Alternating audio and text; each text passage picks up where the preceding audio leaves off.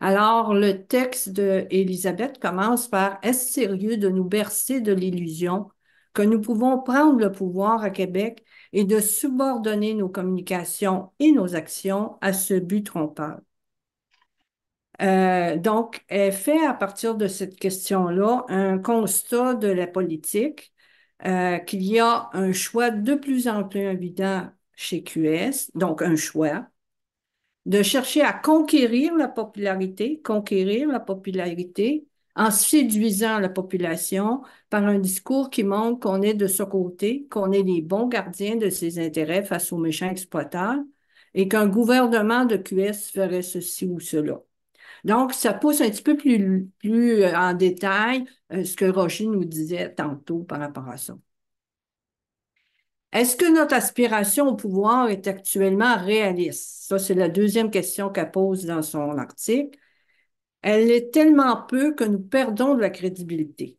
Alors, elle a trouvé ça important de revenir sur cette question-là, de dire quand on se pense qu'on est la deuxième opposition puis qu'on va dépasser le QS, on perd de la crédibilité quand on fait ça.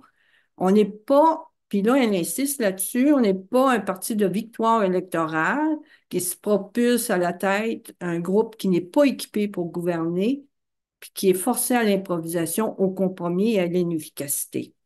Donc, c'est ça qu'elle trouve important, c'est-à-dire une victoire électorale, ça nous placerait dans une situation d'improvisation, d'incompétence et de compromis à l'inefficacité. Puis, ça pose aussi effectivement la question de la place des femmes et de la parité. On a vu que le caucus est pas paritaire en ce moment. À continuer à poser des questions, sommes-nous prêts à gouverner? L'exercice du gouvernement est-il une stratégie gagnante pour notre projet de société?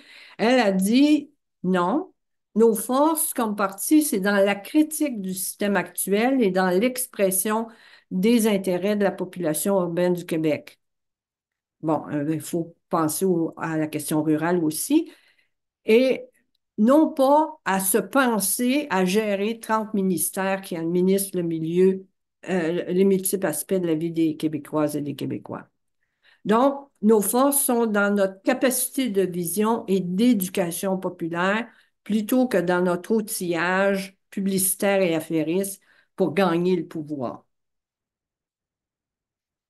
Donc, elle qualifie clairement que la stratégie actuelle est une perspective électoraliste. C'est exactement ce que Roger disait, que ça n'a pas changé depuis 22. On n'a pas d'analyse de la conjoncture, on n'a pas changé.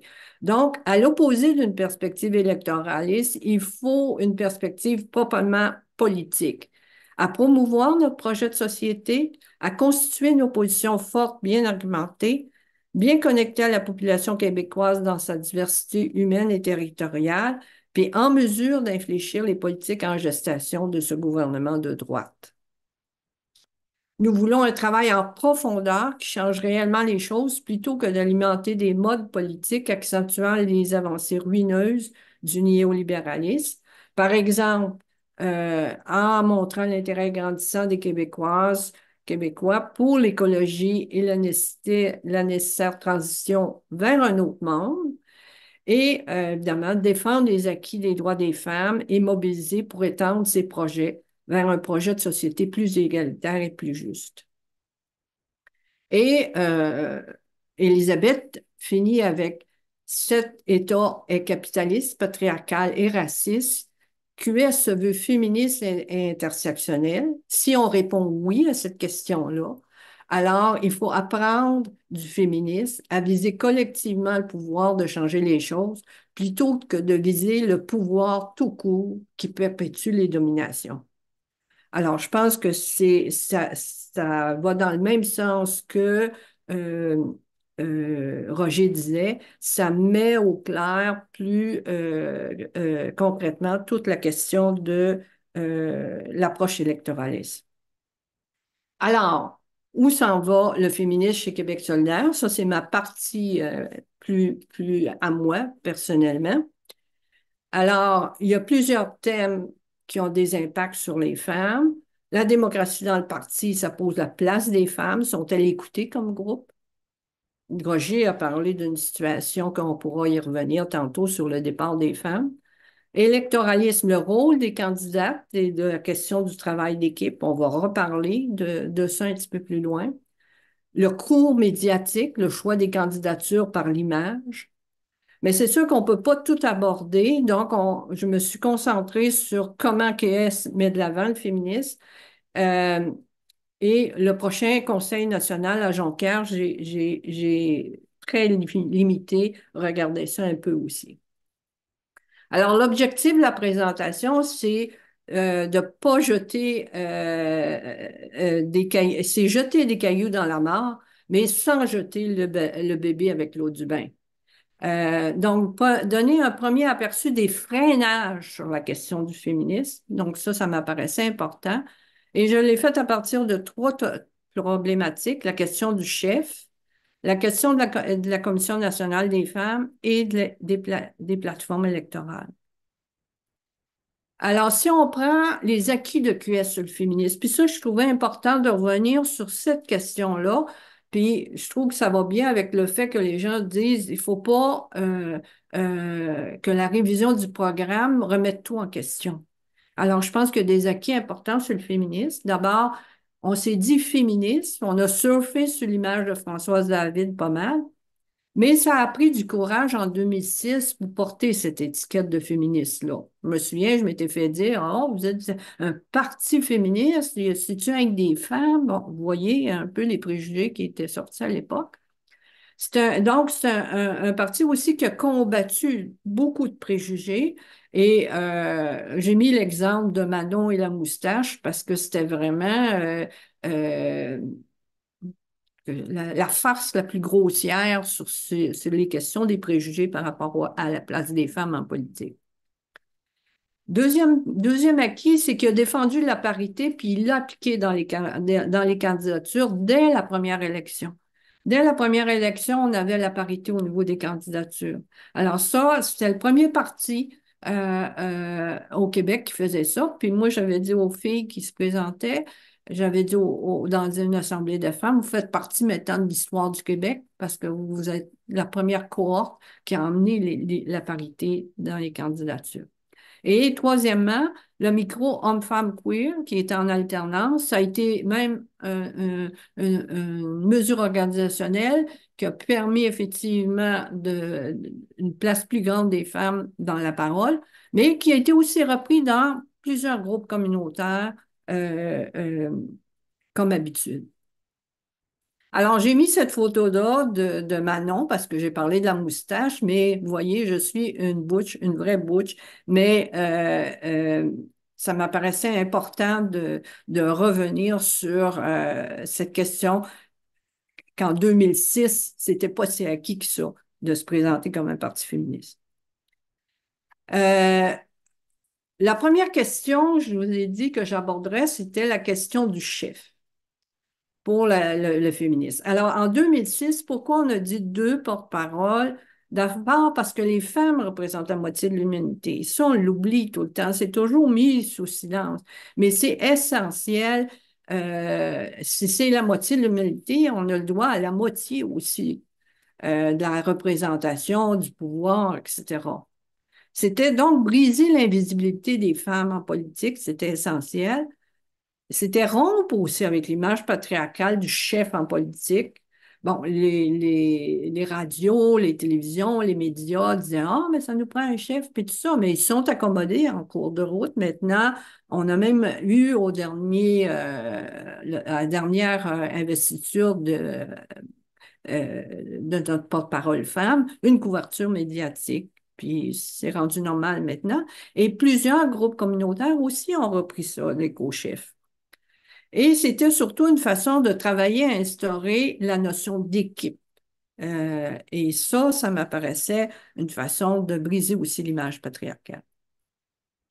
Mais qu'est-ce qu'on voit comme frein à l'heure actuelle à ces acquis-là sur la question du chef? Ce qu'on voit, c'est que Gabriel Nadeau-Dubois a lui-même mentionné que depuis la création de QS, le parti s'est transformé, la conjoncture a changé et la structure doit aussi être visée.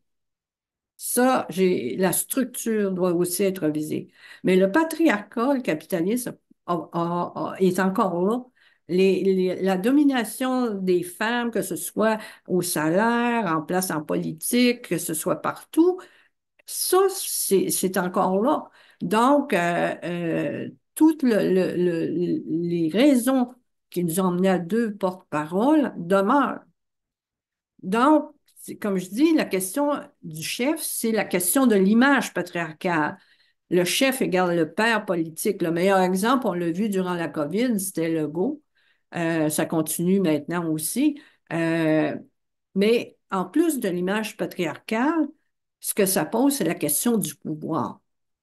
Et Legault, effectivement, dirige. Est-ce que c'est l'équipe ou la personne? Quand on parle du chef, c'est la personne. Et revenir à la question de Québec solidaire veut un chef, c'est revenir à toute cette image patriarcale-là, puis c'est surtout euh, sanctifier euh, une question de pouvoir de qui dirige dans le Québec solidaire. J'ai pris cette image-là. Toutes les images que j'ai viennent du site de Québec solidaire. Exploiter les femmes, QS en désaccord avec la décision de Nathalie Roy, mais je trouvais que sur la question des femmes, qui parle? Et qu'est-ce qu'elle fait en arrière? Elle fait plante verte. Alors, je trouvais cette photo-là, ça m'a frappé tout de suite. La deuxième aspect que j'ai voulu aborder, c'est la Commission nationale des femmes. Euh, En 2006, ça a été extrêmement important, la structuration des femmes à l'intérieur du parti, d'abord pour lutter contre les formes de patriarcat dans les rangs du parti, pour réfléchir et discuter sur les thématiques féministes, puis se mobiliser sur les enjeux des femmes. Et ce qu'il faut voir, c'est que la spécificité de la Commission nationale des femmes, dès 2006, ça s'organise par région. Donc, c'était des embryons de réseaux militants qu'on est en train de discuter à l'heure actuelle. Donc, il faudrait voir, faire le bilan des pour et des contre, mais tirer bilan pour la suite des réseaux militants. La Commission des femmes, les acquis qu'on peut dire, il y a eu l'enjeu 4 sur le féminisme et ça a permis de marquer QS dans l'espace féministe parce que ça se situait au niveau de la Charte mondiale des femmes. Ça ne se situait pas en bas de ça. Ça dénonçait le capitalisme et le patriarcat. Il y a aussi l'autre aspect politique. Suite à des problématiques de harcèlement de certaines candidates, il y a eu mise en place, il y a une erreur, là, mise en place de politiques de tolérance zéro et de mécanismes de plainte. Et ça, je pense que c'est un autre acquis qui est important. Et il y a eu un guide pour des pratiques féministes pour lutter contre le machisme dans les comités électoraux euh, et valoriser les rôles sociaux et promouvoir le travail d'équipe. Alors ça, c'est des acquis importants sur lesquels on peut bâtir toute l'approche féministe. Sur Facebook, la seule affiche touchant les revendications des femmes, parce que des centaines d'affiches, la seule affiche sur les revendications des femmes, c'est celle-là. Ça parle. Évidemment, comme frein, quand on parle de structuration de la Commission nationale des femmes, qu'est-ce qu'on peut voir comme frein?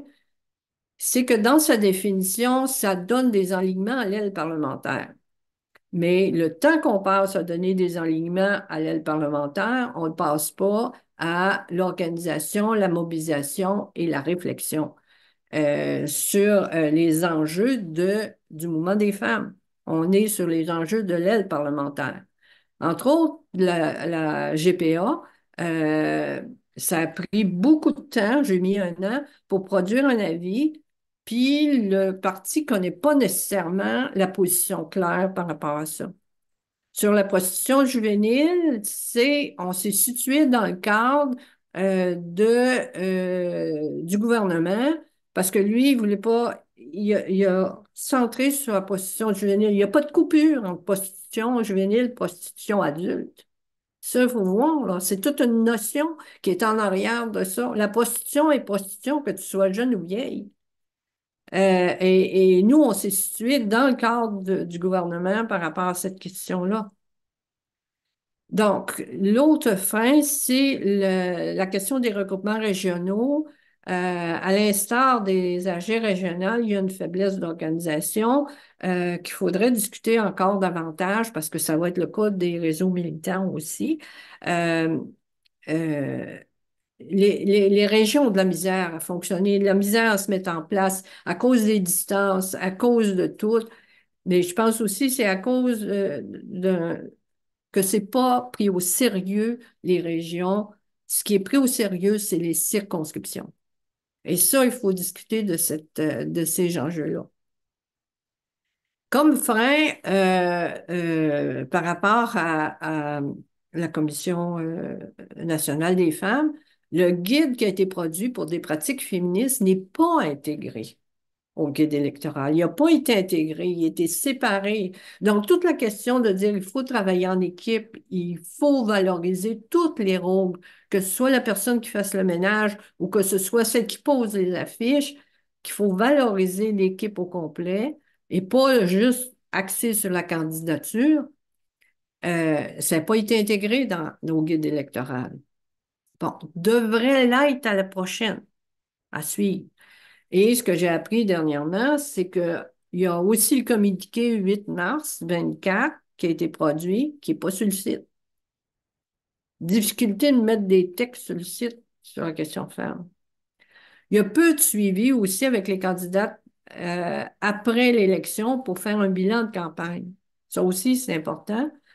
Et il y a comme une espèce d'inertie qui est difficile à expliquer. Il n'y a pas d'infolette femmes, il n'y a pas beaucoup d'AG femmes. Alors, il y a comme des freins ou il y a comme des blocages ou il y a comme des ralentissements qui sont qui n'aident pas à la cause féministe dans Québec solidaire.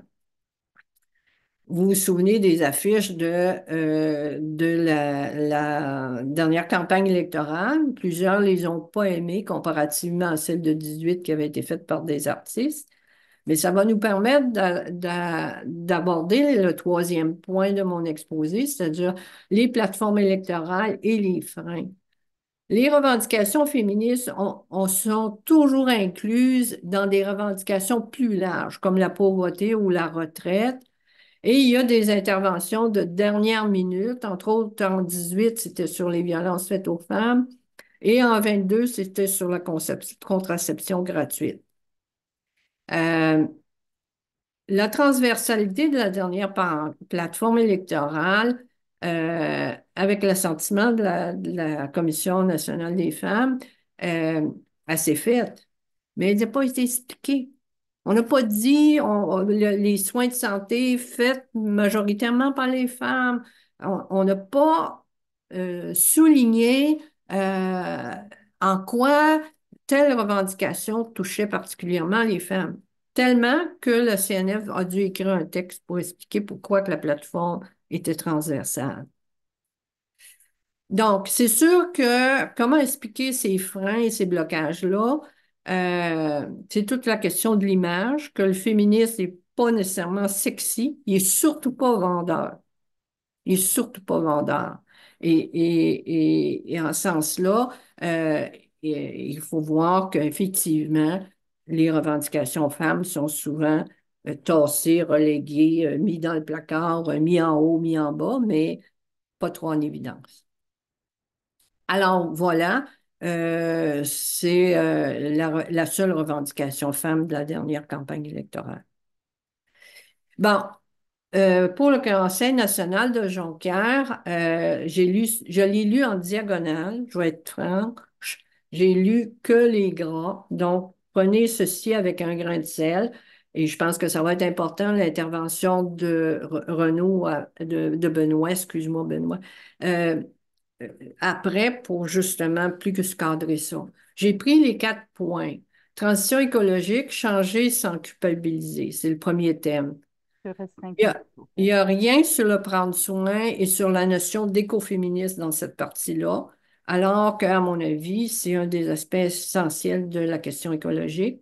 Il n'y a rien sur la privatisation des services publics, alors que les femmes font plus que la majorité de la main-d'œuvre. Il y a un deuxième thème, renverser la dépossession tranquille et libérer le pouvoir des régions. Bernard en a pas mal parlé. Oups. Bernard en a pas mal parlé.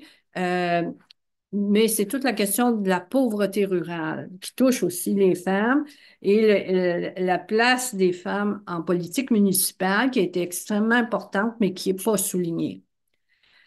Troisième aspect, territoire, protéger et valoriser ce que nous partageons. Il y a toute la question du flying fly-out. Vous savez, c'est quoi flying fly-out? Les hommes qui partent travailler dans les mines 15 jours, puis qui reviennent, puis qui repartent, puis qui reviennent. Ça, c'est pas soulevé, cette question-là, sur les mines.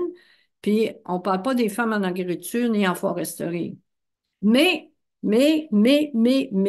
sur l'habitation, on a notre seule, j'espère que vous avez bien compris, revendication femmes, lancer un programme de construction rapide des maisons d'hébergement pour femmes victimes de violences conjugales. C'est la seule revendication des femmes. Le Parti libéral serait d'accord avec aussi. Et le dernier point, puis ça, ça m'apparaît le bout du bout, la nécessité d'avancer ensemble. C'est le dernier thème. Donc, ce que propose QS, c'est pour tout le monde. Donc, les trois revendications qu'il propose, c'est adhérer à un modèle interculturel, s'engage à défendre les droits et libertés des Québécoises et Québécois, la primauté de la Charte de la langue, des droits de la personne. On est inclus dans tout le monde. Il y a, et la formation qui s'est donnée sur le programme, la question femme a été inclue dans un Québec pour tout le monde. Et là, on pose la nécessité d'avancer ensemble. Mais jamais, jamais on dit qu'on veut construire un projet féministe de société. C'est jamais mis de l'avant, puis c'est jamais affiché clairement. On est inclus dans tout le monde. On est inclus ensemble dans Québec solidaire. Donc, on est noyé dans les autres revendications, les autres thématiques, puis c'est un des plus grands reculs pour moi de la question du féminisme. La conclusion, peu de formation sur le programme en général, peu de formation sur le féminisme, donc pas de conscience féministe. Donc, danger de remettre en question les acquis féministes. On en a discuté tantôt et la question du chef m'apparaît la plus claire sur cette question-là. Voilà.